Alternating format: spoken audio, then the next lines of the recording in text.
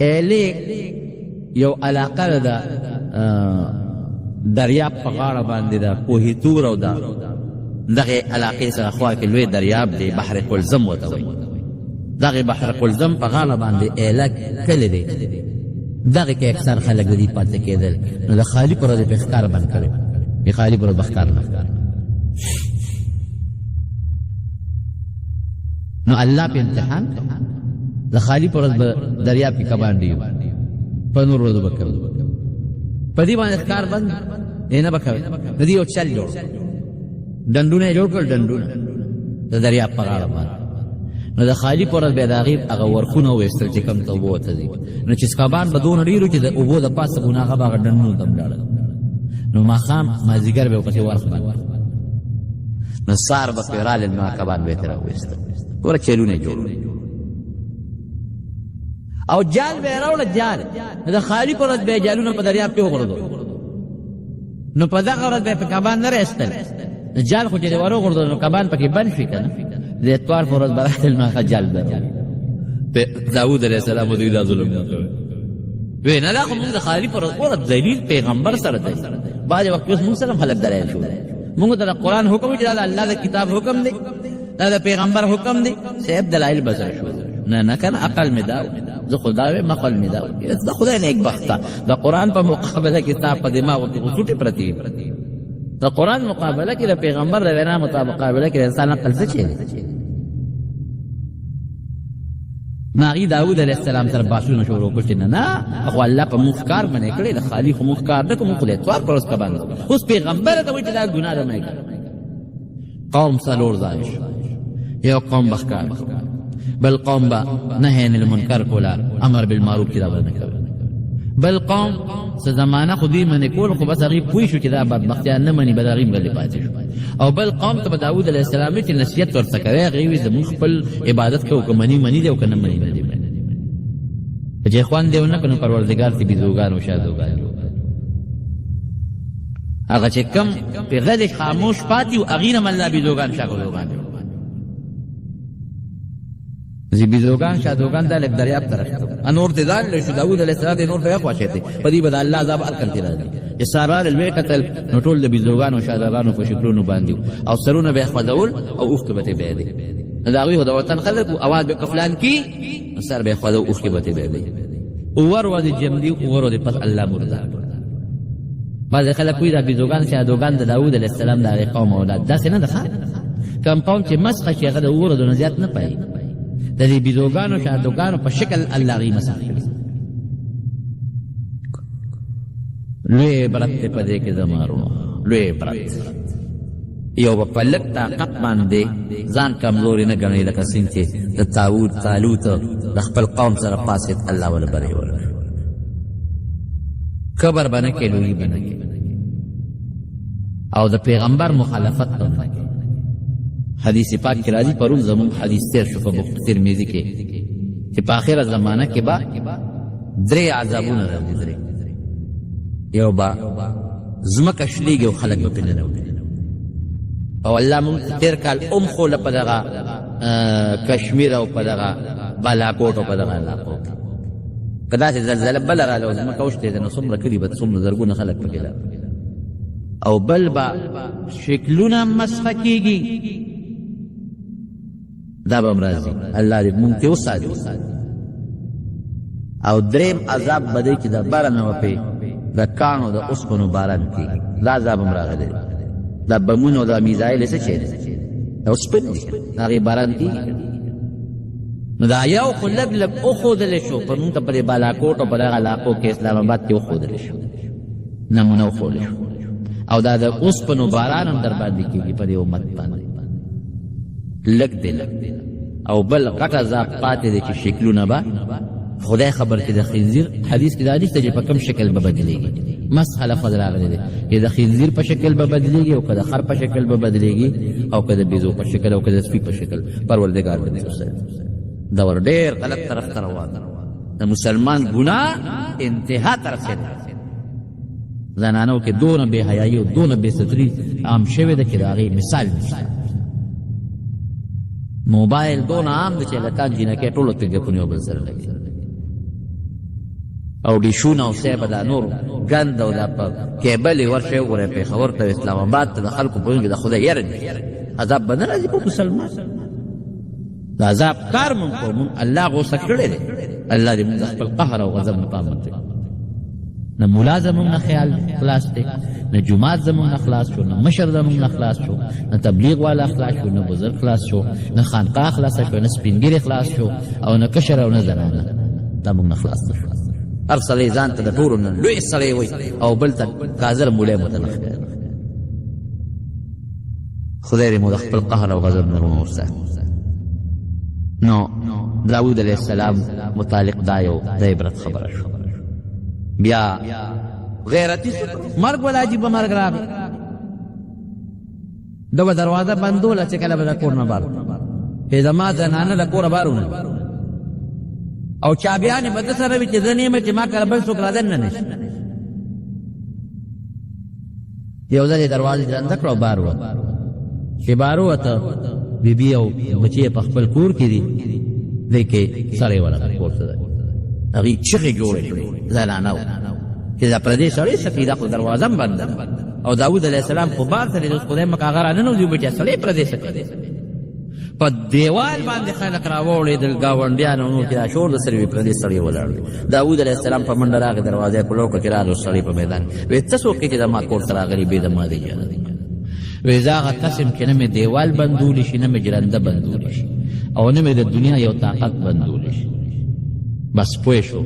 مرحبا بملک الموت ملک الموت وی او مرحبا دی هر کلی دی ساکیم پورا دی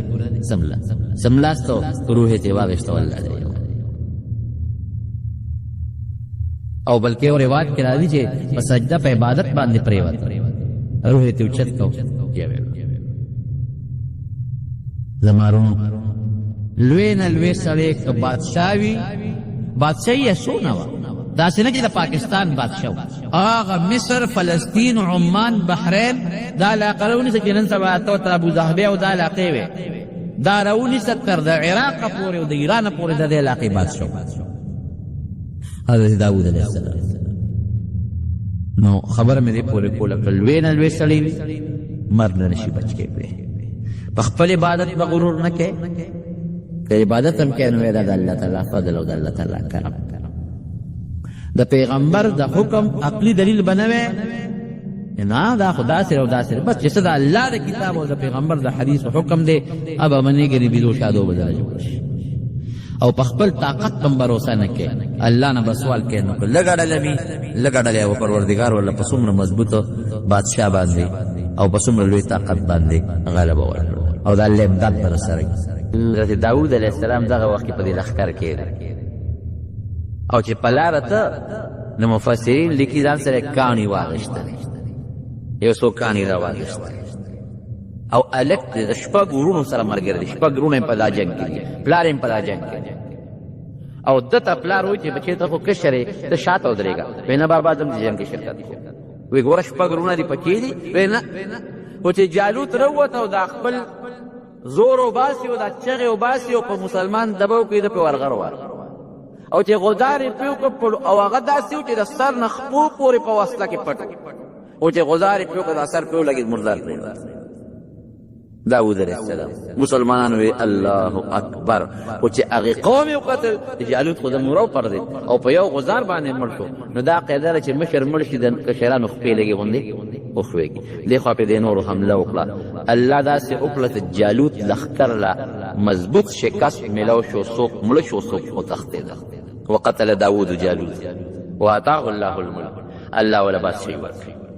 طالوت ورته باس تاسو زما فیصله شوې ده زما لور به هم تعالی در کوم بادشاهي به ستا شو هلته ولا بادشاهي میلاو شوه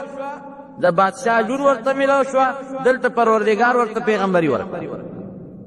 ړومبې په مخ د ځمکه چې بادشاه هم وي پیغمبر هم وي هغه حضرت داود علیه السلام بادشاہ شو پیغمبر شو دینه مخکې چې بادشاہ به پیغمبر باندې او چې پیغمبر به بادشاہ باندې الله فرمای آتیناه څنګه دی ما ولا علم او پیغمبري ورکړه حکمت مې ولا ورکړه او ما ولا بادشاہي ورکړه بادشاہي دواړه ورته ملو شو راغی بني اسرائیل یې یو ځای کړل په بني اسرائیلو کې یو قوت او یو طاقت پیدا شو مضبوط لښکر یې پروردګار هلاک هم 314 خان او د نبی علیه السلام د بدر چې کوم مجاهدینو هغه څومره وو هم 314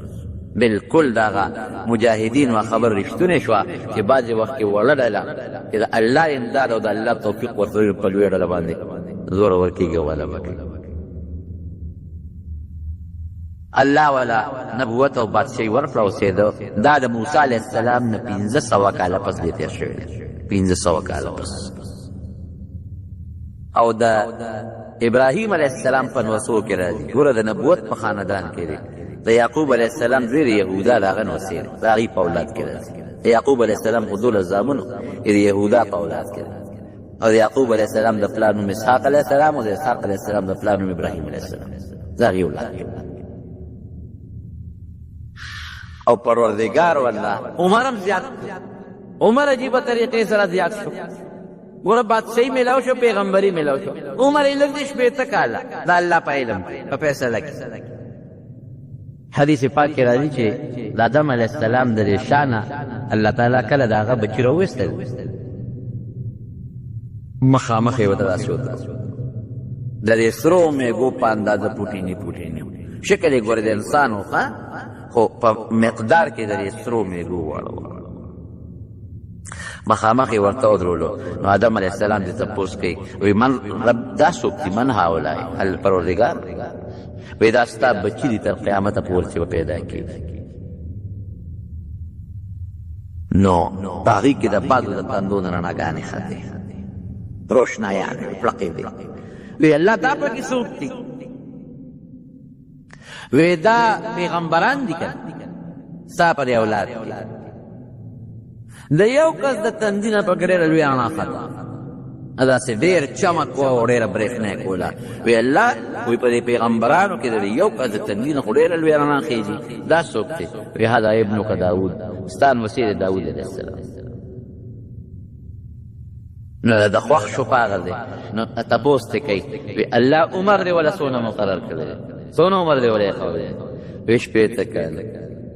نو چې آدم علیه السلام خپل عمر ته وکتل چې زما خو 100 کاله 1000 کاله او دته یو قدر چې دا خو 80 خو ډېر معمولي پوټې غوندې شی دی وی الله عمر ولا زیات 80 کاله ډېر کم دی خشته ښکلې پړقېږي چمک ولا زیات کا وی نه ما چې چاله څومره عمر مقرر کړی دی حق به د هغې نه پوټې زیاتوب ونه کوم دا د الله فیصله چې څه مې مقرر کړی دی حق عمر به نه پوټې زیاتوب ونه کوم نو حضرت آدم علیه السلام خو خپل عمر ډېر وی الله که زه ورله د خپل عمر نه لږ غوندې ورکړم وی انت وذاک دا ستا ورته خبر ورکوه او ګوره یاد وساته که د خپل عمر نه دې ولا عمر ورکړه نو ستا به کمېږي ما چې کومه فیصله کړې د عمر لکه یو سړی جومات ته 1000 روپۍ راوړي او دا په دې 3 کسانو تقسیم کا او یو کس وی کې یو له پکې زیاتې ورکا ابو وروره مام دقه زر دي اوس که ته زیاتې ورکې خپل حصه ورکړه الله وی زما د عمر فیصله هم حق ده که ته ولې زیاته ورکې نو آدم علیه السلام ګوره ستا د عمر نه به کمېږي خوښه دې خپله ده وی رب زدهم من عمري 40 سنه هغه خو د عمر شروع هم نه دی که نه د کله خو په جنت کې د دنیا ته خو راغلی هم نه دی او زر کله خو هغه ته ډېر لوی شیخ ښکاري نو بس هغه وی زما د عمر نه 40 وله ورکړه پروردګار 40 کاله عمر حدیث پاک کې راځي نبی کریم صلی الله علیه وسلم فرمایي چې آدم علیه السلام کله دنیا ته راغی او الله خو ورته ویلي چې عمر به 1000 کاله 40 کاله پاتې شو ملک الموت وله راغی وی ستا ټیم پوره دی و ټیم کوم ځای پوره دی شمېر دې کړی دی یو که نه الله را لېږلی منو الله به شمېر کړي وی داسې کار دی چې زما عمر کې اوس هم 40 کاله پاتې ما ته الله زر ویلي 40 کاله مې عمر پاتې دی ما یو ورځ شمېرلې ده ملک الموت الله ته رجوع کړه چې الله خدا سي وایي ورته یاد کړه چې ستا زر و خو 40 داود علیه السلام له ورکړی چې راغی وی ولې تا خپل نوسي ده داود علیه السلام له 40 کاله نه دي ورکړی وی نه ما نه دي ورکړی نسیه وجه ده ایری ویر د هغې زمانې د هغې دغه دار داسې مثال دی د هغې علاقې لکه سړی چې خوب بعض انسان ته خپل خوب یادي او بعض انسان ته خوب یاد نه کېږي نو اخو د بلې دنیا معاملې وي نو آدم علیه السلام ته یاد نه وه دا خبره قرآن کې الله پخپله وایي وی یېرې مو او انکار یې وکړه نو د اولاد نه مې ځکه خبره یېرېږم او انکار هم کوم یېره په انسان غالبه ده که او زر انکار وکړي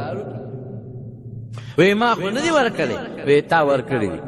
چې کوم وخت هغه میثاق او وعده و د شانه مې دله بچي راوویستل تا دله 40 کاله ورکړي اوس قصه د اخلاص ده نو آدم علیه السلام ته یو سکند صبر ونه شو 40 کم زر کاله باندې د هغه نه ساه لاړه او د داود علیه السلام عمر څومره شو پوره 100 کاله شپېتې خپلو 40 ورځې وکړه د شیخ الحدیث حضرت مولانا محمد ادریس صاحب په بهترین او ښکلي اواز باندې د مختلفو بیانونو او اسلامي واقعاتو اوریدلو دپاره زموږ چینل ځان سره سبسکرایب کړئ او ملګرو سره یې هم شیر کړئ نو داود علیه السلام ته څو څیزونه میلاو شروع نو درې بادشاهي میلاو شوه د بهادرۍ د وجې نه مفتو کې نه بهادري وکړو یو لوی کافر یې مردار کړو او د هغې په مقابله کې رب العالمین ورته پیغمبري ورکړه او د آدم علیه السلام د عمر نه هغه ورله د خپل عمر نه مخکې نه 40 کاله سنبالې ښودو چې دا ده او پروردګار ورسره یو احسان بله م وکړ یو کتاب یې نازل کړه زبور تورات خو و ګډوډ شوی و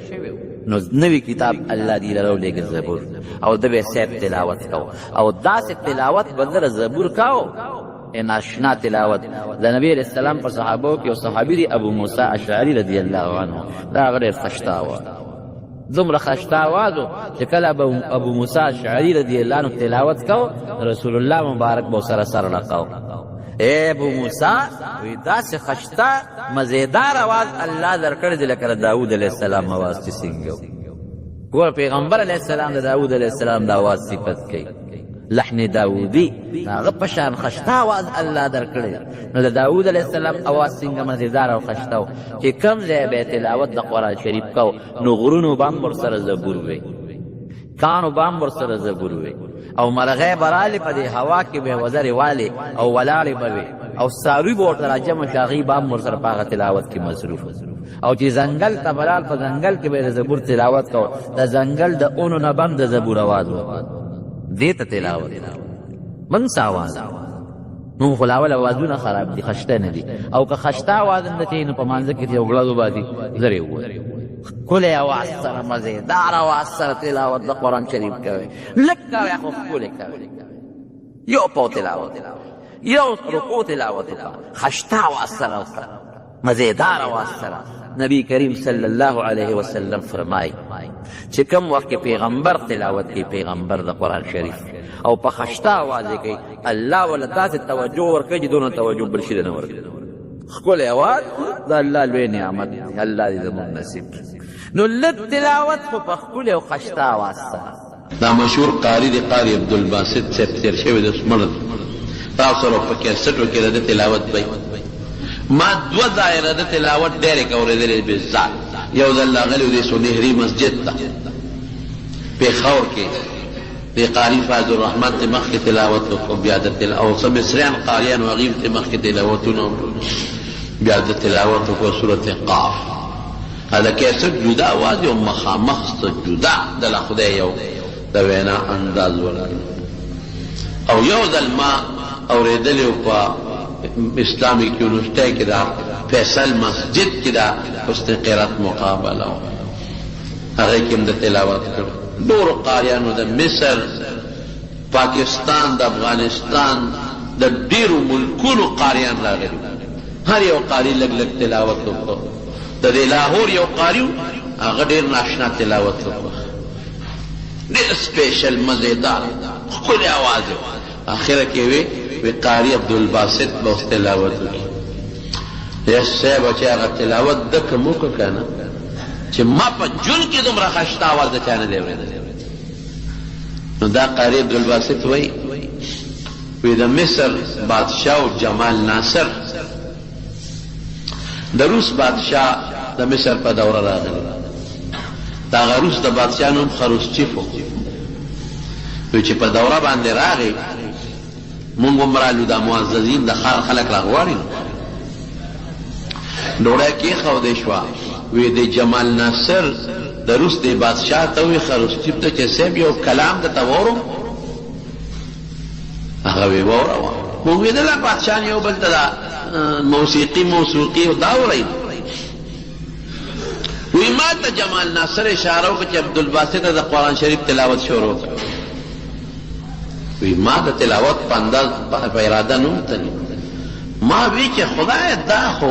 نور کله خو چې تلاوت کوم خو مسلمانانو ته تلاوت کوم دا خو روسیان دي دی خو نه خدای مني نه رسول مني او نه قرآن مني دې ته څنګه تلاوت وکړه وی خیر هغه ما ته چې تلاوت شروع کړه بس وی ځان میں تیار کو د قرآن شریف تلاوت کې شروع مې ډېر خوند یې راکړ اوړه کې سوچ اوس کومه چې عبدالباسط نور کله ستا قرآن تا خلک ناست دي دا قرآن هم نه قرآن خدای مني نن هغه خلک ورته ناست چې قرآن خو ځکه خدای نه مني وی داسې خوند یې راکړ په دومره جوش مې تلاوت وکړ جلا راله آواز مې بند شو چې آواز مې بند شو سر مې پورته کړ مسلمانان خو څه کې چې د روس بادشاه او د هغه سره چې څومره وزیران او وفد ټولو سترګو نه اوښکې بیګې وجاهي بیا جمال ناصر ته خروشچیپ مخ راواړو چې دا دې راته څه شی وورو زه خو په ټوله دنیا ګرځېدلی هر کلام مې د موسیقۍ سره اورېدلی ترنم مې اورېدلی دی دومره مؤثر کلام ما چته نه دی اورېدلی دی خو زما په دې زړه کې کرښې پیدا وی دا د الله زما د الله کلام دی د خدای خبرې نبی کریم صلی الله علیه وسلم لدى نجران وفد را عیسایان حضور پاک وتا د قرآن شریف تلاوت شروع زه کله ویما ویم چې رسول الله مبارک به د قرآن تلاوت کو چې هغه به څونه مزېدار اخو الله منتخب کړی دی له قرآن څومره خوند به وکړي نو چې څنګه تلاوت شروع کړو نو هغه عیسایان هغه خلق چې هغه د نجران وفدو سترګو نه اوښکې روانې شي واذا سمعوا ما انزل الیک ترى اعینهم تفیض من الدمع مما سترګو نه اوښکې روانې شي او پیغمبر علیه السلام د مکې نه طائف ته ته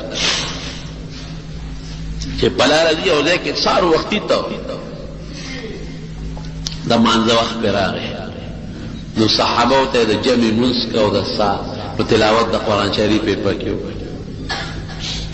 نو د عراق کې یو علاقه د نصیبین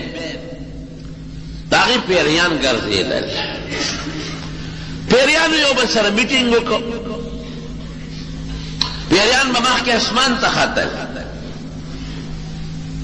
په دې وریځو کې به ناستو بره به ختل نو چې هلته به فرشتو کومې خبرې کولې چې فلان کې الله به خبر کړل که نه چې فلان کې به مري دا چل به کېږي دا چل به کېږي نو دې پیریانو به هغه خبرې راغلا کړې نو د دې پیریانو چې کوم عاملانو کاهنان مو جادوګرو هغې ته به هغه خبرې رسول هغې به خلکو ته وي دا به کېږي دا به کېږي خلکو به وي هغه کار به خامخا کېده چې خدای پاک قرآن شریف نازل کړ نو صاحبه چې پیریان به بره تلل نو بره شغلې به پرې راتلې نه شو ختلی چې بره به تلل نو شغلې به پرې راتلې پیریان راغونډ چې میټینګ یې وکړو چې دا څه مسله ده اوسه پورې خو به بره مونږ اسمان ته ختېدو وریځو کې به ناستو اوس چې لږ بره خیجو نو شغلې راځي څه چل پیښ دی پیریان خوار شو خوارې کلي په دنیا په ګوټونو ګرځي بخاري شریف کې حدیث دی وګرځئ معلومات وکړئ چې دا څه چل شوی دی مونږ چې بره خیجو په مونږ شغلې راځي سوځو څه چل شوی دی نو د عراق د نصیبین علاقې پیریان مکې ته متوجه شو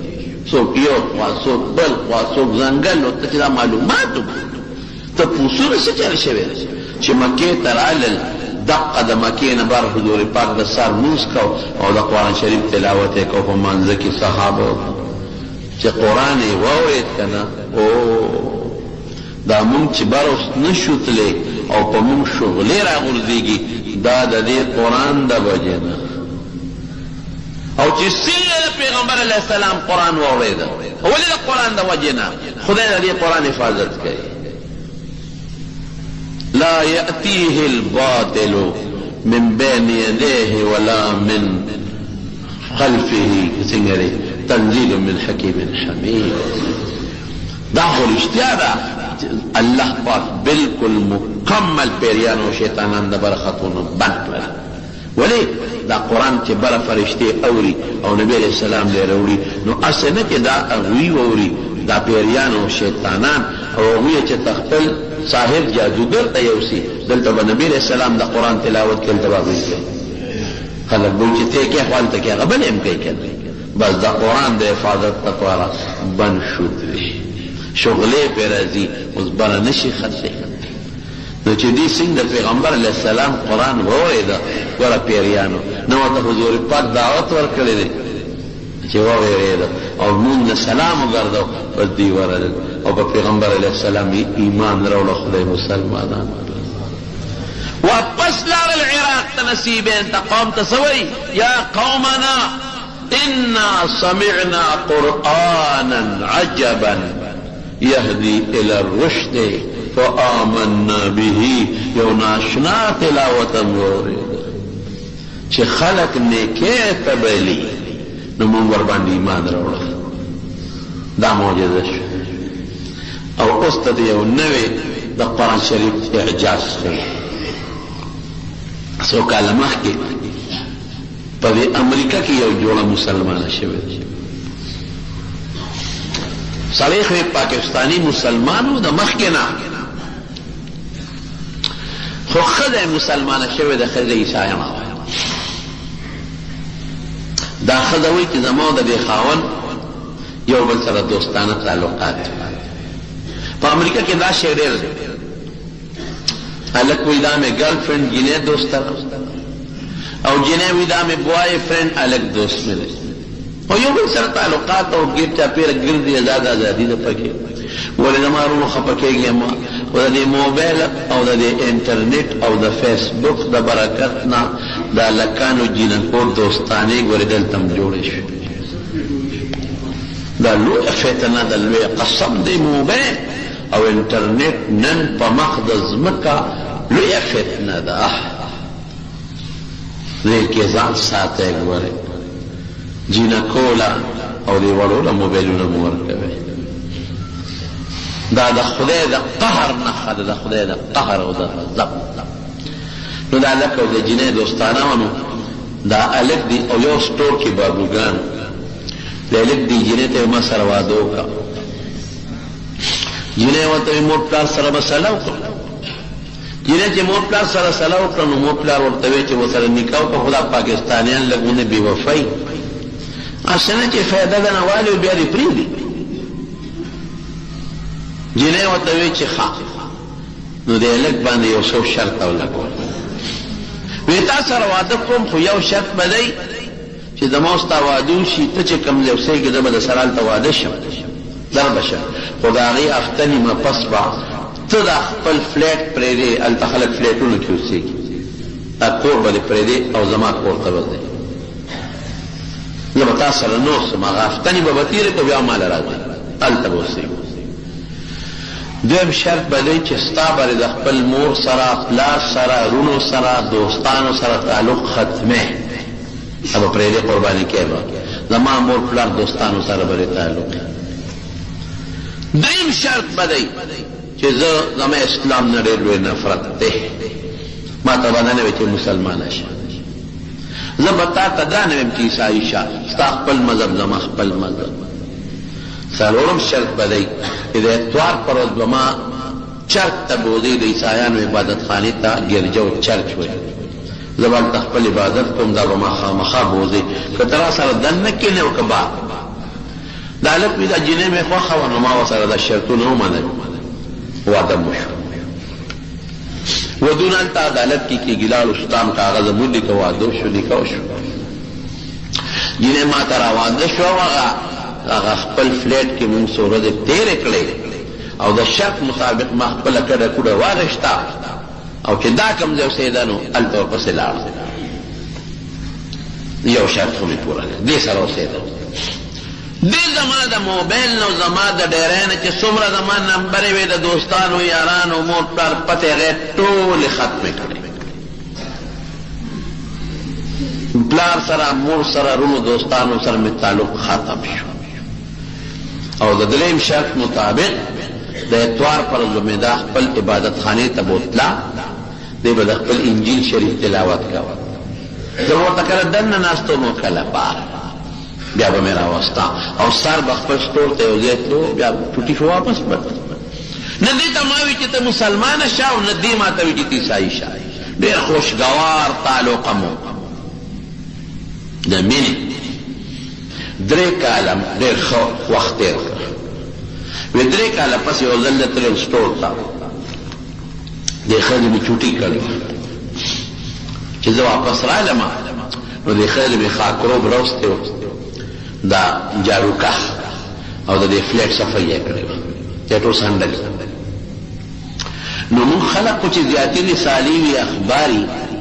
هغه چېرته اوبو کې وغورځوو یا وسوځوو هیرې یې چېرته یو طرف ته وغورځوو یا ښخ د الله نوم یې پکې امریکا کې برطانیه کې دا شی نه هغې یو ډیران غوندې شي وي ډسبل ورته وي هغې ته غورځوي او بیا د کمیټې ګاډې راځي هغې یې وړي نو چې څومره زیاتې اخبارونه مو کتلي وو رسالې م کتلې وې هغه ډایجسټ یې زما دې ښځې هغه ډیران ته ډسبل ته غورځولی وې پالتو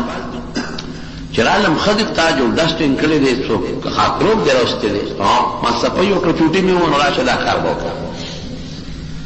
زیاتې اخبارونه رسالې مې لاندې وغورځول ښځې وکړه دا هلک وایي ما سره یو قرآن شریف و رومال کې نغښتی و زما په شوکیس المارۍ کې پروت و وایي چې مې وکتل انو شکي شو خو ما له قرآن شریف نه راته په جون کې مې چې ته ګوتې م نه وې وروړې مور پلار راکړی و بس رومال کې برکت دپاره و ما ځان سره وړه دا هلک وایي مونځ هم نه راته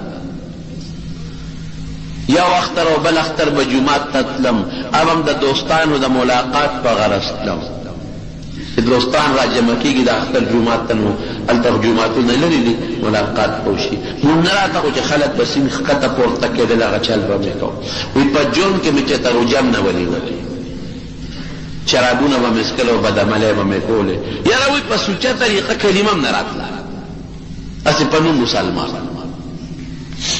یعنی چې د قرآن شریف ته مې وکړه ځای ته مې وکړه د قرآن شریف نو ښځې ته مې یا ښځې دلته رومال کې یو شی تړلی انشته بیا تا 3 کاله کې هغې له ګوتې یو نه وي نو ما وي دا به فالتو وي ضرورت به دې ورته نه نو چې فالتو څیزونه مې ښکته هغه ډسبل ډیران ته غورځول امې م پکې غورځولی دي وایي چې دا مې ورځېړه مې یو ټک نارې کړی مسلمان چې صرف په نوم مسلمان وي که نه دله به د الله په نوم د رسول په نوم او د قرآن په نوم د جومات په نوم په بېعزتۍ به دله غصه خامخا راځي او که د زړه کې د خدای رسول کتاب قرآن د بېعزتۍ متعلق څه کش کړه په مرانه دا به مسلمان دي چې دا مې اورېدل یاره مې یو ټک نارې کړی خفه شو خدای زما د الله عظیم قرآن د دې 14 چت نه دی راته شغال شو دا څوک شو را منډه مې کړې په کولو را کوزېدم هغه 14 چت چې رالم هغه ډیران مې لټاو دا ښه وه چې د کمیټۍ ګاډۍ نور راغلې د هغې د پاسه نورو خلکو م ګندونه غورځولي میاس کې هغه قرآن شریف راووته روچت مې که خاورې دوړې مې ته وڅنډلې او داسې بې اختیاره مې د سینې پورې ونیوه او په چغو چغو په جلا شو چې د قرآن مظلومیت ته مې وکتل چې دې سره څونه ظلم شو او دا سوچ کوم چې دا خو زما د الله کتاب دی هغه 14 چت نه راخطا شو دا به الله څونه نن خفه دا څه شو بس بے اختیار چغې وام جارم او قرآن کله سینې پورې جوختو کله یې کوچونډو لوړم کله یې تندي لوړم او ډېره مې وجړل او لکې سوچونه کوم چې دا څه شوې خدای دا قرآن مې راواغېسته ومې څنډه او بره راوختم وایي چې راوختم دې ښځې را منډه کړې ما ته راته غاړه وتله او ما ته دا ښځه وایي چې د خدای لپاره ما معاف کړه او دا زما نه زیاته جاړي زم چغې وایم جاړم دا هم جاړي او چغې وایي بایګار د خدای په نوم ما معاف کړه ما ستا مقدس کتاب ډیران ته غورځولی ما ډېر لوی ظلم کړی ما زیاتې کړی دی ما معاف کړه وایي زه ورته یم چې ښځې غلطي ستا نه ده زما ده که دې 3 کاله کې ما دې له اسې ګوتې وړې وې تا به نه وې غورځولې که ما تې دا رومال څنډلې وې تا به بیا ګوتې نه وې وړلې که ما ښکل کړې وې تا چې ته غورځاو خو 3 کاله کې دې ته ما په نظر نه دي کتلې نو تا پې د فالتو شي ګمان وکړو دې غورځو نو غلطي زما ده ستا نه ده وایي ښځه ما ته وایي چې نه غلطي زما ده پکار دا و چې تا نه مې تپوس کړی وې چې دا وغورځوم که نه ضرورت شته که نشته یم زما غلطي او دا وایي زما غلطي وایي دا ښځه جاړي وایي ما ته وایي چې ښه دا خبرې پرېږده خو مهرباني وکړه ما خپل عالم له بوزه سکالر ورته هغې وایي ما مسلمانه کړه ته مسلمانېږه یا ښځه ته سید مسلمانېږې وی په لاره ته نورې قصې کو خو مهرباني وکړه ما مسلمانه که مړه نه شم هله شا به څومره زر چې کېدی شي ما بوزه که مړه نه شم ما مسلمانه کا ما دا الله د دې کتاب ډېره بېعزتي کړې الله مې غواړي چې دا عوالم دې سینې پورې ونیسم وجاړم او دا ښکل کړم د دې کتاب نه معافي غواړم خو زه غیر مسلم یم ما ته پته ده دې له ګوتې وړل ما له ښه نه دي ما زه مسلمانه کا چې دې کتاب نه معافي غواړم دا دې سینې پورې جوخ کړم ځان جاړې او زم جاړم ګاډی مې سټارټ کړو روان شو جومات ته چې ورته ورسولو ښځې په دې خو مې پوه کړه چې صحیح مسلمان دی څه چل وشو وایي ما ته را ښځه وایي چې سړیا د خپل زړه کې انقلاب اینما د زړه دنیا زما بدله هغه ښځه نه یم چې مخکې وما تا ته چې ما ووایي چې ما ښکته وغورځو تا منډې کړې نو ما په دا کړکۍ کې درته کتل ما وی چې د خاوند څه قیمتي شی مې جوړ غورځولی دی نیم خبر چې دا کتاب دی قرآن نو چې تا دا کتاب را واغېسته او لوچت دی که د دې یو غونډس کې رڼا لوچته شوه رڼا ما لیده بره راتله او چې بره راوخته نو په دې کړکۍ کې را دننه شوه نو چې را ننوته زما په دې سینه کې دننه ننوته با زما دړه دنیا بدله شو زما زړه دا وایي چې دا د مسلمانانو رښتونی کتاب او د الله رښتونی قرآن زړه مې وایي چې په دې اوس ایمان راوړه مسلمانه چې دا قبول کا دې نه معافي وکړه وی هغه جومات ته مې ورسوله وی زما دې ښځې د هغه ملا صاحب په خوله کلمه شهادت وی خدای مسلمانه کړه وی زم برای نام مسلمان و مام کلمه تجدید میں وکړه ایمان دا ښځه څه وایي دی ورته آل ول وی ټوله دنیا وی په ټوله دنیا کې واحد زه هغه ښځه یم چې نه ما ته چا د اسلام دعوت را کړی دی نه مې د قرآن ټرانسلیشن ترجمه کتلی ده نه مې اسلامي لیټریچر کتلی دی ټوله دنیا کې واحد زه هغه ښځه یم چې ما ته الله صرف د قرآن شریف په کتو ایمان را نصیب کړی هغې نه پس صاحب په امریکا کې قرآن یاد که حافظه شوه او په امریکا کې علم وکړه عالمه شوه او خاوند دی وایي چې ما له خو کلمه نه راتله ما هم شروع کړه خاوند دی نن حافظ دی او عالم دی سکالر او دا ښځه وایي وی زما او د خاوند د برکت نه موږ ځان له خپل اسلامک سنټر جوړ کړ دارالعلوم په امریکا کې زما او د خاوند د برکت نه الله پاک په زرګونو کافران مسلمانان قرآن بولی ترنن پورې الله وایي قل ان اجتمعت الانس والجن على ان ياتوا بمثل هذا القران لا ياتون بمثله ولو كان بعضهم لبعض ظهيرا فطول الدنيا یو ځای شي د قرآن مثل نشي جوړولی دا داسې معجزه ده فاتوا بعشر صور مفترض زي لس سورتونه جوړ کړي لسم جوړ نه کړی شو اخره کې وتسوي وان كنتم في ريب مما نزلنا على عبدنا فاتوا بسوره من مثله وادعوا شهداءكم من دون الله ان كنتم صادقين. زید یو رکوټي صورت برابر جوړ کې څنګه پورې چا جوړ نه کړی شو. ولې معجزه ده، د معجزې مثل څوک نشي برابرولی. قرآن کې چې د پخوانو قومونو کوم واقعات دي، وروستني کوم حالات دي، د دنیا نظام، د آخرت، د جنت، د دوزخ ذکر، احکامات انفرادی اجتماعی، میراث، جون، تجارت، بیع، شراء څنګه کې خځې سره بچو سره بجون څنګه تیرې، مونځ، عبادات، عقیده، اخلاق، ډک کتاب دومره عظیم کتاب مون له خدای راکړی. لیکن حضور پاک سوئی الله وی چې کوم انسان قرآن پرېښو او دا قرآن نه لیوی په بل کتاب تکیه ولګوله دا ګمراه دی. دا قرآن به د قیامت پر د مرۍ نه نیسي او د خدای دربار ته به راچوي. موږ نن قرآن پرېښی خبر کېږي ما هغه خبرې به کوم چې ما به لیدي او ما ته به پته وي. نن مونږ څومره توجه چې اخبار لورکو دونه قرآن لورکړی ده، څومره توجه چې مونږ ډایجسټ لورکو دونه مونږ قرآن لورکړی ده. بچو ته چې مونږ د سکول او د کالج کتابونو له څونه توجه پیدا کوو، شاو بچی له شاو ټیوشن ولا نیسو، شاو دا زده کا دا زده کا. رښتیا ووایه بچي باندې د قرآن دپاره دونه محنت کړی دی؟ کمې پیسې چې مونږ په خپلو بچو د دنیا دپاره لګو، پبلک سکول، پبلک کالج، پبلک یونیورسٹی کې پرې کوم پیسې لګو. رښتیا ووایه د دې سلم او زرمه سم بچي باندې د قرآن دپاره ولګوله؟ کم ټیم چې مونږ نن موبایل نه ورکو دونه ټیم مونږ قرآن نه ورکړی دی؟ نه. کمو پیسو باندې چې مونږ موبایل اخلو په دقه پیسو مونږ چې قرآن باندې خرچ کړي دي؟ نه.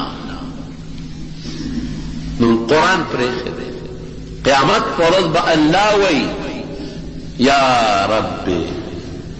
انها دې خلکو خو زه شاته غورځولم. څنګه دی لکه قرآن مهجورات میر مې شو آیت قرآن خو دې پرېښی وی چاته یې غورځوي. قالت څنګه دی قوم اتخذوا هذا القرآن مهجورا، شاته یې غورځوي.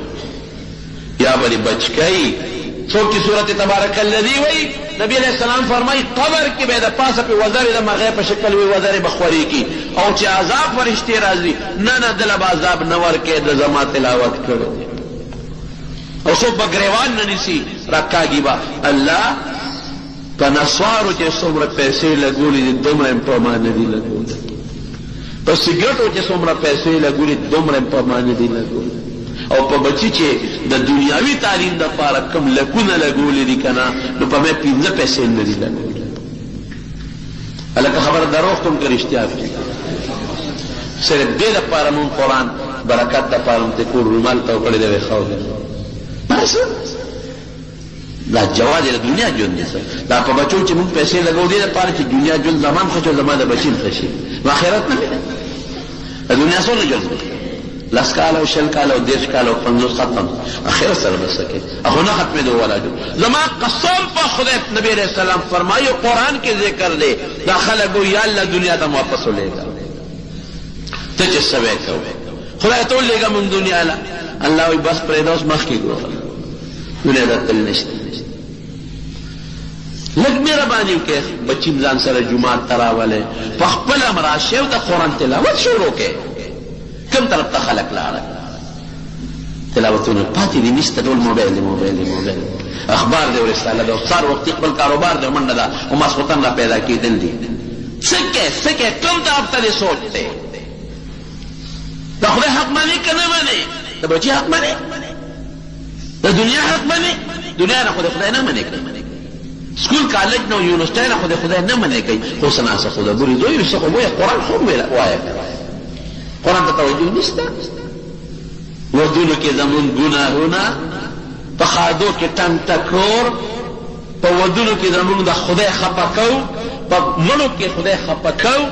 د دنیا په ژوند کې مون خدای خپه کو د خدای قرآن ته توجه نشته. تلاوت نشته نه په خپله نه په بچو زنانو به پخوا په کورونو کې کوس هغوی سره موبایل په دواړو لاسونو نیولې ټکه ټوکه ټکه ټوکه ټکه ټوکه تا ته څه پته لګي ګیمونه کوي ته خبرې بشیر جانا د یو ګناه نه خلاصې د سترګو د ګناه نه خلاصې روغې تا ته پته نشته چې خلک په موبایل څه ګوري څه ګوري دی وایي ګیمونه پرې کوي گیم خو ډېر معمولی شی دی نور گیمونه دي ته نه خبره ګیرونه بدلوي گیمونه نه ګیرونه بدلوي خلک یې غاک او تباه ما وی که د حضور پاک مبارک زمانه کې وی نو فیصله به یې کړې وه چې دا بند یعنې دونه خو به یې ویلي چې یا الله زما امت د موبایل د فتنې نه وساتي د څه کوئ مهرباني وکړئ قرآن تلاوت شروع کړئ نن نه پس دا ماله خو چې جمعې مانځله راځئ ما سره مو مینه ده نو ما په خبره لږ عمل کوئ ښه سهار ماښام تلاوت کوئ لږ کوئ خو خامخا کوئ او بچو نیسئ هله بچې شا وختي به سپاره تلاوت وکړه په زور یې کښېنوئ هله بچې یو سپاره تلاوت وکړه لوڼو ته مو وایه لږ تلاوت وکړه او چې چاله په نازله نه ورځي سورې اخلاص ته ځي که نه درځي دا وایه که حضرت موسی علیہ السلام لم خدای معجزې ورکړې او پیغمبر علیہ السلام لم حضور پاک فرمایي کم پیغمبر له چې خدای څونه ډېرې معجزې ورکړي امت به ډېرې او کم پیغمبر له چې خدای څونه غټه معجزه ورکړي نو امت به غټي ډېر به کم پیغمبر له چې خدای داسې معجزه ورکړي چې هغه همیشئ امت به همیشئ وی مالا چې خدای کومه معجزه را کړې ده د قرآن شریف په شکل کې دا ډېر همدا مسائل پکې ډېر دي احکامات پکې ډېر دي مقاصد یې ډېر دي امت به هم ډېر انشاءالله او دا معجزه غټه ده امت به هم غټي او دا معجزه تر قیامته پورې جاري ده ختمېدو والا نه ده نو امت به هم تر قیامته پورې موجود دي الحمدلله موسی علیہ السلام له خدای ډېرې معجزې ورکړې د هر پیغمبر معجزه ګورې د کمال ده ځکه دا د خدای د طرف نه یو طاقتي پیغمبر سره کله چې فرعون له راغی او فرعون له دعوت ورکړه چې ته په ما ایمان راوړه موسی علیہ السلام ته خدای ویل لاړ چې اذهب الى فرعون انه طغى لا شو فرعون له دعوت ورکا سرکشه چې دا سرکشي پرېنه ولې سرکشه دی ځکه زما په مقابله کې ځان ودرولې دی چې زه خدای یم او انا ربکم الاعلی رپوټ خدای یم نه غټ خدای یم دونه سر اوچت کړی دی نو لاشه دعوت ورکا نو موسی علیه السلام ورته وی الله هغې ته به څه کوم یو خو د هغې په ما یو بدل پورې دی یو سړي ته مې عقل خو سوک مې ورکړ مړ شوی دی بل زما جبه انخلي صفا خبرې نشم کولی نو مال یو ملګری م راکړه او دریمه خبره دا ده چې زه به هغې ته یم د پیغمبر یم زما خبره به هغوی څنګه مني یو دلیل م راله راکړه رب العالمین ورته درې واړه خبرې برابر کړې وی زه ته داسې دلیل به درکړم چې فرعون به ستا مخکې ټرته م نشي کولی او د ملګرتیا دپاره ستا رور هارون هغه له ما پیغمبري ورکړه ابه د ملګري مدد به د سره کوي او دلیل به دې دی چې وی دا کونټی دې په ځمکه وغورځوه نو چې کونټی په ځمکه وغورځوله د هغې نه یو اجدها خامار جوړ شو موسی علیه السلام ته ویرېد وروسته شو وی لا تخف مه یېرېږه روانه دا کونټی چې ګوتې یوړې واپس دې کونټی جوړه شوه او وی دا لاس ته دې ګریوان کې ومنډه چې لاس یې ګریوان کې ومنډه او راویې ویسته نو رانه یې کوله شغلې یې کولې من غیر سوء آیة اخرى داسې نه چې برګې مرس پې لګېدلې نه لکه د بجلۍ او د ډیوې په شان رانه یې کوله زه دا دوه دې نښې شوې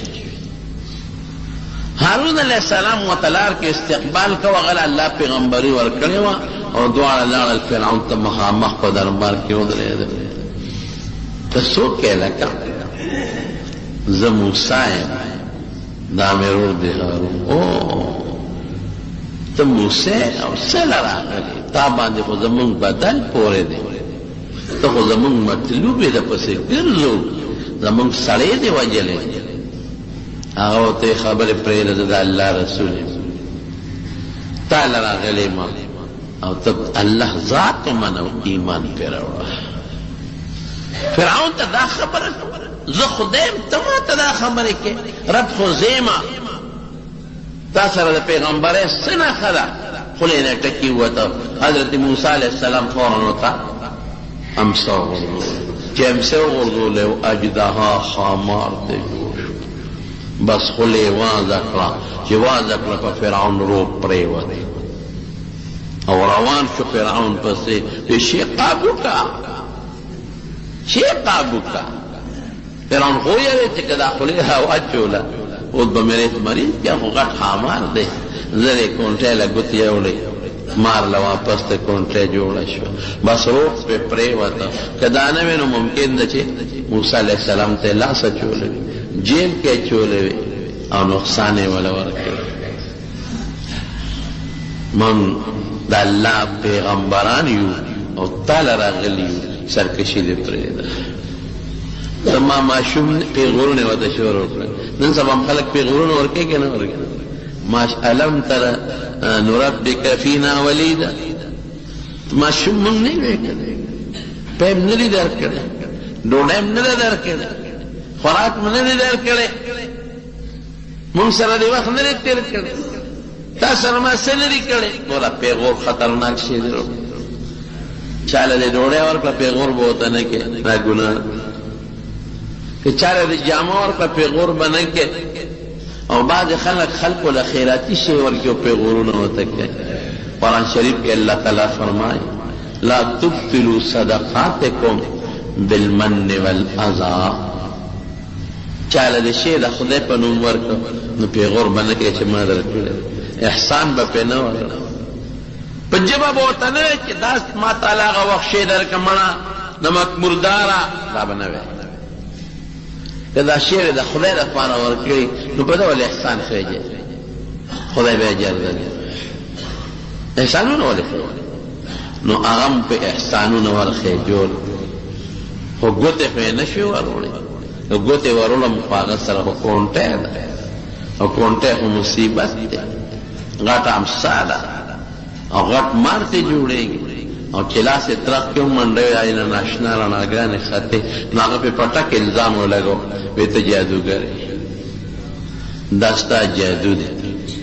وی نه دا زما معجزه ده وی نه جادو دی وی زه داسې کوم زه خپل جادوګر راغواړم تا سره مقابله وکړم ډېره ښه ده راوغواړه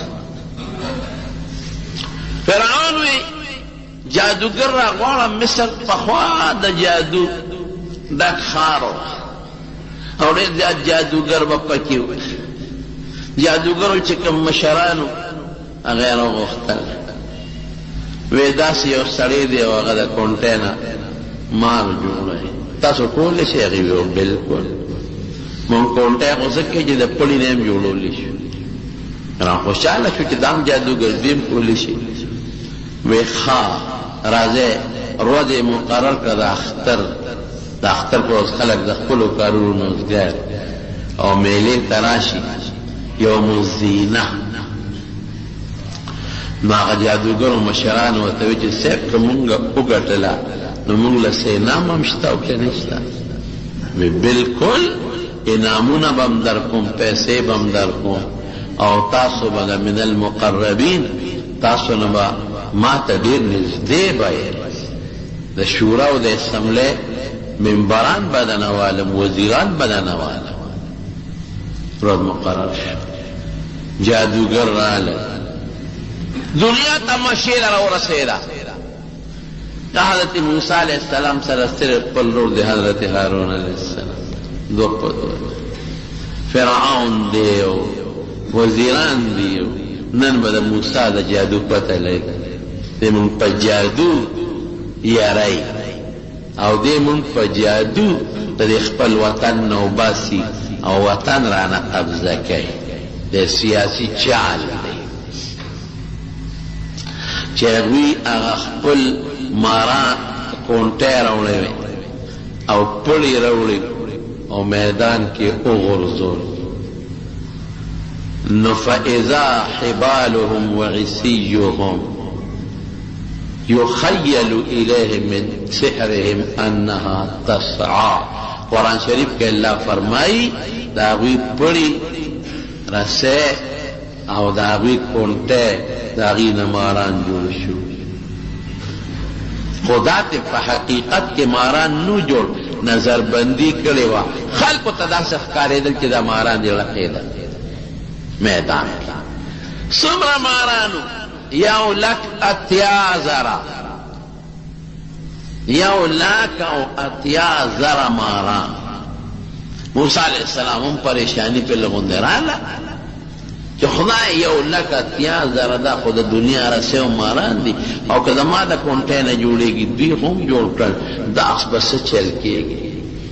اللہ عطوی چھ اون یرے گی گورے انکا انت الاعلا گتستانا اغردا والا کونٹے. حضرت موسیٰ علیہ السلام کونٹے پس مکر اغرد چوی غردو لے اوقات اتحاد جوڑا شوا دا سے اتحاد جوڑا شوا چیغی فوراً فاذا هي تلقف ما يأفكون اغی چکم دا دروغ قصے پسے شروع کرے وے اغا کونٹے طول الواق تیر کرے ټوله وخوړل. تلقفو داسې خوراک ته وایي چې بنده پې شخوند مونه وایي لکه بعد شي کلک کي نو چې سړی خولې ته وردننه کي نو غاښونو باندې میده کوي په ژبه کله یو غاښ ته ورلی او کله بل ته نو چې ښه میده شي نو بیا په خوله وردننه کي او بعد نرم شي وي لکه الوا شوه یا فرني شوه یا جوس شو نو چې هغه خولې ته بنده وردننه کي نو هغې باندې څوک شوندم نو یې نیغ په نیغه تېرېږي. تلقفو دا معنا بې د شخوند نه او د غاښونو د چوپلو نه نیغ په نیغه چې څومره مارانو الواقع تېر کړل او مار روان شو په فرعون پسې چې ورغې بس هغه منډه کړه او خلکو هم غروان. خدای پاک داسه مصیبت دی تر دې حده پورې چې بعضې علماء په تفسیرونو کې لیکلي دي چې فرعون نه پرتوګ هم پلید شو دستونه پې ولګېد قیدونو باران. موسی علیہ السلام ته چغې کړې شیطان وکړه په زرګونو خلک په هغه مجلس کې د یو بل د خطونه پرېوتل او مردار شو او جادوګر خو پوهېږي مولا په مولا پیږي چې دا مولا دی او که نه دی تاجر پیژني چې دا تاجر دی او که نه دی دا قانون دی. ډاکټر پیژني ما لخوا به یو سړی راشي او غاړې ته به یې هغه سټسکوپ اچولي او سپین کوټ به یې مچولي زه خو به وایم چې هلکه دا قابل ډاکټر دی خو چې بل ډاکټر راشي ورسره دوه خبرې وکړي نو پته ورته ولګي چې دا جعلي دی او که دا اصلي ډاکټر دی. هر سړی په خپل فن پوهېږي جادوګر په خپل فن پوهېدل چې دا د موسی علیه السلام دا قصه جادو نه دی زمونږ دا خو جادو او جادوګر د بل جادو بندولی هم شي هغې څه چل ولو کړي هغه جادو د سړي بند کړي هغې هغه خپلې قصې نخرې وکړې خو پوه شو جادوګر دا جادوګر نه دی دا د خدای پیغمبر دی او دا معجزه ده بس غیر اختیاري ټولو چغې کړې آمنا برب العالمین آمنا من پر رب العالمین باندې ایمان دی د موسی او د هارون پر رب زمون ایمان دی مونږ مسلمانان. حضرت موسی علیہ السلام کونډې راوچته کړله واپس د امسا نه د مار نه کونډې جوړه شو. دا معجزه شو دا معجزه د موسی علیہ السلام د پیغمبرۍ دلیل جادوګر پوه شو هغې خو ته پته ولګېده او فرعون خبره په بل طرف ورواړوله وی دا تاسو صلاح کړې وه هذا کبیرکم الذي علمکم السحر دا ستاسو مشر جادوګر دی چل ته ټول دخول او زه مالم چل جوړ کړ د قسطم شی مقابله جوړه کړه او تاسو چې ته پرېږدم لاس او خپې به نه پرېږدو. د الله پارشي کې حکمت دی. که دغه وخت کې د مار ورمنډه کړې وې قسم دې د فرعون به هم الواق تېر کړی، لیکن الله وی چې نه لږ مهلت درکوم، صبر درکوم. ولې خدای دې چې ته مسلمان کړي. نو صبر یې ورکړ. نو بیا جګړه جوړه شوه. نو الله موسی علیه السلام ته وی چې زه اوس خو دې بني اسرائیلو سره دا جادوګر ملګري دي، بس پرېږده اوس علاقه ورته پرېږده، زه وړه نیله د کار ګورم. موسی علیه السلام مخکې د سره د خپل قوم او فرعون ورپسې دریای نیل ته راورسېد. خو موسی علیه السلام پیغمبر چې کوم کار کوي بې د الله د خوښې نه کوي. الله ورته په دې لار ده بس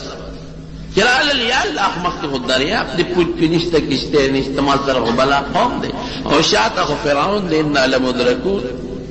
اوس به مره لاندې کړي. الله وی لا کله هېڅ فکر چې ونه کړي، ځه زه دې مدد کوم. دریاب ته ورسېدل. بیا موسی علیه السلام الله خدای اوس به څه کوم، کونټۍ در سره نه ده، پهله خو ما داسې معجزه در کړې ده چې دا دریاب ته یوسي.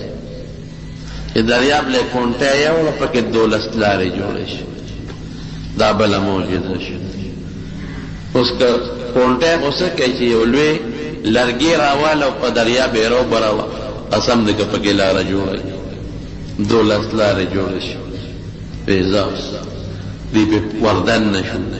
څه تې پورې وتل، څه پکې روان و چې دی کې فرعون راورسېد. دومره پوره حرامي و چې هغه خپلو خلکو ته وی وی زما روبه مو لیده، وی دا زما خدایي ده، دریاب ما ته وشلېد نو دشمن پې واوړېده. جبریل علیه السلام نبی علیه السلام ته وایي وی چې دی راورسېد نو اس خو پوهېږي دا حیوانات هم لږ هوښیاري، خپې نه راته. نو وی هغه اسپه مې وله د واګې نه ونیولې او چپ مې ورکړه، درنه مې کړه. نو چې دوی څنګه راورسېدل او د دریاب د منځ ته شو، موسی علیه السلام پورې وتې وی کونټۍ دې بیا دریاب له یوسي. یا ویړه چې ټس شو دریاب وجنګېد مکمل. نو بس خدای غرق کړل ټول تباش. نو حضرت جبریل علیہ السلام حضور پاک تا عرض کئی، بخاری حدیث تی جی وی دا اللہ رسولہ وی که اغا وقت دا فرعون چغی دے اوریدل، وی دا دریاب دا ویخنمی او تورا خطر او چتا کلا او دا فرعون پا دا خلکی میں امندل اسے نا چی دا خدای پی چتا رحم راشی او دا چغی وی او خدای پاکی چتا توبہ قبول نکی. علماء لیکي دې نه معلومیږي چې د بدعمله سړي او د ګناهګار سړي فرشتې دشمنانې وي، څنګه چې د خدای رحم نه او مسلمان ورته خیرې کوي، دغه رنګې فرشتې ورته خیرې کوي او د هغې پې رحم دی. دا د موسی علیه السلام حضرت عیسی علیه السلام لم خدای معجزې ورکړې.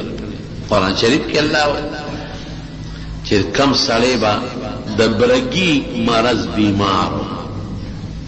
هغه به په لاس راخ کې ټیک ټاک بشي،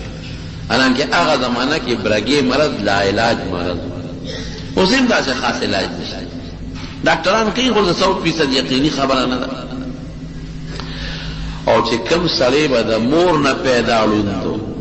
یو سړی عارضي سترګو کې فرق راشي، علاج وکړي خدای پاک یې جوړ کړي، نه چې بالکل نظر به پکې نو پیدایشي ړوند. حضرت عیسی علیه السلام به په لاس راخ کې خدای به جوړ کړي. او دې نه غټه معجزه وه چې کم سړی به مړ دی به راغی او په هغه مړي به یې لاس راخ کړه او قم باذن الله، نو وبدرېد په عمل سي. د ابلیس بچیو پیراغی زور قبر اوچتا، دا آدم علیہ السلام زویلی شاید خطاش زور قبر چې پراغی چا ورته وی دا زول قبر ته خو مړي جمع دي کې دا جمع دی کولی شي وی دا الله فاذن هلته ودرېد وی قم باذن الله دی جمع دی شو الله ورته قبر اوشله ورته راوړه ساوي د جلالین محشر هغه لیکلی دي چې راووت دا نیم سر او نیمه ګیره سپین ورته وی دا ویل وی تا څه چلو کو وی زه د الله پیغمبر عیسی دا ما د الله معجزه راکړې په هغه معجزه ته راجمدې شوې اوس به څه کېږي اوس به دی الله ته سوال وکړم نو بیا به مړ شي او د قبر کې به دې ښخ کړو او ته څه وایي ورته وایي چې تا وایي چې قم باذن الله نو ما وی ګنې قیامت شو دا نیم سر او نیمه ګیره مې په دغه هیبت سپین اوس ما بیا وجنې بیا وی ښه نو یو مهرباني وکړه زه چې کله ما نه ساه وتې ده د زنکدن سختې والې ما نو هغه د زنکدن تریخوالی مې اوس په خوله کې پروت دی دا مهرباني وکړه چې اوس ما نه ساه وباسې نه الله ته دا درخواست وکړه چې دوباره د زنکدن د سختې نه بچ شي زمانونو ډېرې خطرناکې مرحلې راغلې د ټولو نه لومبۍ خطرناکه مرحله چې زموږ ستاسو په سر هغه د زنکدن سخته ده الله دې مستعد نبی کریم صلی الله علیه وسلم فرمایي وی د بدعمله انسان نه چې فرشتې ساه باسي دا د حضور پاک مبارک وینا ده داسې مثال دی لکه سسپار اوسپنه چې په اور کې سره کې او مالوچ لامده کې او دا پکې راکاږي لوخړې دقسې دا ساده ده په دې رګونو کې راښکلې کېږي دا رګونه لوخړې او حضور پاک یو بل مثال ورکوي وی لکه کومه اونه چې د غنو ډکه ده د ازغو ډکه ده د غنو اونه او هغه څانګې ده په دې رګونو کې خورې وي د غنو هغه څانګې او هغه اونه ترې راکاږي او هغه څانګې د غنو د ده په دې رګونو کې راښکلې کېږي قسم دی رسول الله مبارک فرمایي وی دا ساه چې ترې وباسي نو وی دې ساه سره د رګونو نه د غوښې او د وینې قطرې بارو الله دې مساعد وي او د نیکعمل انسان نه چې زنکدن کې فرشتې ساه وباسي وی داسې مثال دی لکه یو ازغې چې د چا د خپې نه وباسي ازغې او یا لکه یو مشکي او د هغه مشک نه یو څاڅکي اوبه لاندې تویږي دا یو مثال نو الله نه سوال وکړه چې ما بیا الله د زنکدن د سختۍ نه وساتي دا د حضرت عیسی علیه السلام معجزه ماشومانو ته به یې څیزونه ښودل ماشوم به ولاړ نو ته یې بچې ورشه که نه جړل به ولې جاړم نو هغه به یې ډوډۍ پسې جاړم یا میوې پسې جاړم ورشه په پلانکې الماری کې د نمور هلته میوه پټه ښودې ځان له راوالي ماشوم به لاړ هغه الماری ته به وخت شی به یې راواخېست مور ویل کوم ځای نه دی را پیدا پیسې چې کوم څیزونه به خلکو کور کې پټ ذخیره کړي حضرت عیسی علیه السلام به هغه څیزونه ورته ښودل دا د هغه معجزه زمانو داسې زموږ د ښکلي پیغمبر محمد مصطفی صلی الله علیه وسلم هم ډېرې زیاتې معجزې په ټولو کې غټه او لویه معجزه د قرآن شریف دی ولې اوس تاسو پرې پوه یم ولې لویه معجزه ده قرآن شریف کې چې کوم علمونه دي دومره علمونه په یو کتاب کې نشته او قرآن شریف الله نازل کړی په کوم پیغمبر په نبی کریم صلی الله علیه وسلم لوی پیغمبر ته بل نشته او په کومه میاشت کې رمضان بهترینه میاشت ته بل نشته په کومه شپه کې چې لیلة القدر د برکت او د عظمت شپه ته بل نشته او چې په کوم کلي کې نازل دی مکه مکرمه داغه نه قیمتي او بهترین کلی بل نشته قرآن شریف کې یو سورت ته سورۃ تین والتين والزيتون وطور سینین وهذا البلد الامین. نو علماء یو معنا خدا کوي مشهور معنا پیدا ده چې الله وی زمانه په انذر قسم الدین په عربی کې انذر ته وایي او انذر په میوو کې بهترین میوه ده. یو کتاب حیات الحیوان هغه کې د حیوانات واقعات دي. هغه د حیوانات مختلف قسمونه مختلف سیزونه لیکلي دي خو په بعضې ځایونو کې د دې میوو خاصیتونه هم ذکر کړي. نو هغه لیکي وایي په میوو کې میوه انځر هغه میوه ده انځر په ټولو میوو کې انځر هغه میوه ده چې دا د انسان نه مخکې بل چا نه دی مسه کړې بل چا ته فایده نه ده اخیستې. هغه وایي څنګه تاسو ته پته ده انځران چې د چا په ځای کې وي خلک وایي پلان کې د انځر ګل دی د انځر ګل چا لیدلی دی؟ هره میوه چې جوړېږي لاول ګلي د ګل نه پس د هغې نه میوه جوړېږي. نو په دې ګل باندې صاحبه دا مچۍ بڼېږي هغې ته خپله فایده اخلي. مچان راځي هغې ته خپله فایده اخلي خوږوالی پکې وي. ماشي راځي هغې پې بڼېږي هغه خپله فایده ته اخلي. نو چې دا ګل نه کوم وخت میوه جوړېږي نو په هغه میوه کې دننه بیا هغه بعضې حشرات که ماشي وي او که بل شي وي هغه خپل اثرات ورپرېږدي. او انځر هغه میوه ده چې د دې ګل شته دا نه چې ګنې ګل یې نشته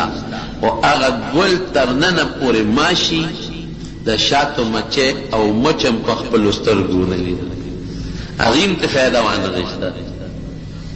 نورې میوې به تاله فایده درکوي خو د هغې د ګل نه او د هغې د غوټۍ نه به مخکې د حشراتو او د مارغانو فایده اخیستي وروستو به دې ته فایده دی. دا هغه انټچ میوه ته دې وایي دې نه به صرف ته فایده اخله ګل نشته. امرود کې دننه چینجي کېږي سیو کې دننه چینجي کېږي په میوو کې دننه خامخا د هغې مناسب چینجي کېږي خو په انځر کې به اوسه پورې چې د چا چینجي نه یې لیدلي. خوږ خواږه میوه ده فایده پکې ډېره ده ځکه پې الله قسم خوري. زیتون هغې باندې هم الله قسم خوري. زیتون بهترین شی دی. اوس هم ډاکټران وایي د زړه مریض دپاره هغې وایي د زیتون تیل استعمالوي کولیسټرول ختمي د زړه رګونه کولاوي او ډېرې فایدې دي. لیکن بعضې علما دا معنا کوي و طور سینین کوه طور یادوي یو لوی غر دی. بعضې علما وایي چې نه